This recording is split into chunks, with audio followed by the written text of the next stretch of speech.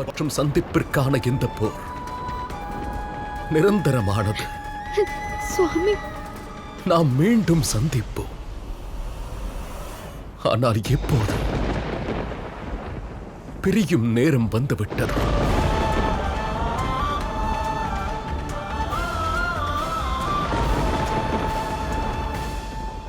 ஏற்பாடுகளை செய்துவிட்டு வந்திருக்கிறேன். நாராயணர் மட்டுமல்ல, அங்கிருக்கும் அனைவருமே அழுது கொண்டிருப்பார்கள். விரைவில் தேவி லக்ஷ்மி நமது இல்லத்தில் மகளாக பிறக்கப் போகிறார். இதற்கு என்ன அர்த்தம்? நாராயணரை பழிவாங்கும் நேரம் நெருங்கிக் கொண்டிருக்கிறது.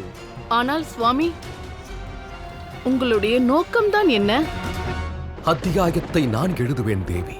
நம் காதல் கதையை நான் எழுதுவேன். அதில் நம்முடைய அன்பின் பிரகாசமானது அனைத்து சத்துருக்களையும் அனைத்து தீய எண்ணம் கொண்டவர்களையும் அழித்துவிடும். நம்முடைய அன்பு நிலையானது. அதற்கு என்றுமே முடிவில்லை. அதனால் பிரிவதை எண்ணி வருத்தம் கொள்ள வேண்டாம். சந்திக்கப் போகிறோம் என்று எண்ணி சந்தோஷம் கொள்ளுங்கள். ஒருமுறை தேவி லக்ஷ்மி நமது இல்லத்திற்கு மகளாக பிறந்து வரட்டும். அதற்கு பிறகு அவர் நாராயணருக்கு சொந்தமாகவே மாட்டார். நம்முடைய மகளுக்கு வாழ்க்கை துணையாக வரப்போவது யார் என்பதை ஒரு தந்தைதான் முடிவெடுக்க வேண்டும். அதாவது நான். சொல்லப்போனால் பிறந்ததற்கு பிறகு லக்ஷ்மி நினைவில் நாராயணர் இருக்க மாட்டார். அதோடு முன்ஜென்மத்து நினைவுகளும் திரும்ப வராமல் நாம் பார்த்து கொள்ளலாம். லக்ஷ்மி இல்லாமல் நாராயணர் மானிடனாகவே வாழ்வார். இவ்வாறுதான் நான் நாராயணரை பழிவாங்கப் போகிறேன்.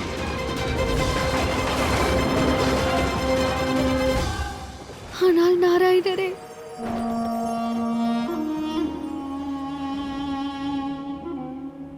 உங்கள் பிரிவினால் ஏற்படும் வேதனைக்கு நான் என்ன செய்ய? தங்கள் பிரிவின் வேதனை என்னையும் சேர்த்தே எரிக்கும். உங்களை மட்டுமல்ல நாராயணரே, உங்களை மட்டுமே எரிக்கும்.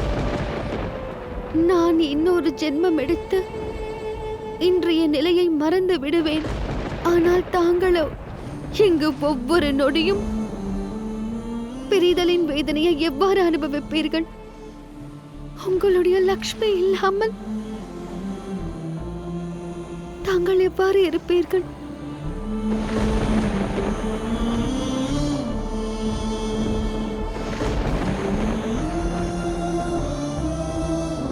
தங்களின் நினைவோடே நான் வாழ்வேன். மிக அற்புதம் பிரிகு ரிஷி.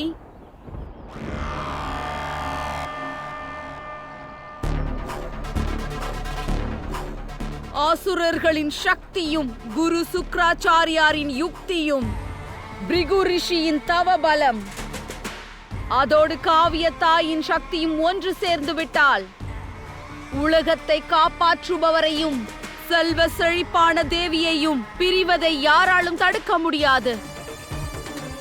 அதோடு ஒரே ஒரு முறை லக்ஷ்மி நாராயணர் பிரிந்து விட்டால் அதோடு முழு உலகத்திற்கும் அசுர குலத்தின் கொடிதான் உயர பறக்கும். அவர்கள் பிரிந்து வாழட்டும். நாம் ஒன்று கூடிவிடலாம். நாம் அனைவரும் ஒன்று சேர்ந்து லக்ஷ்மி நாராயணரின் கடைசி அத்தியாயத்தை எழுதிவிடலாம்.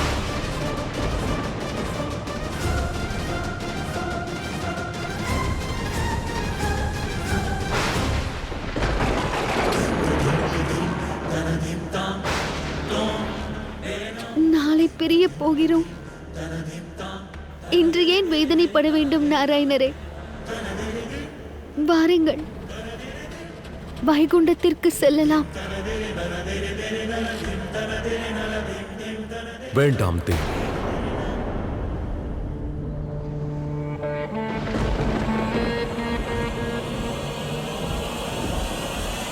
பிரியும் வேதனை மனதில் தோன்றிவிட்டது தேவி.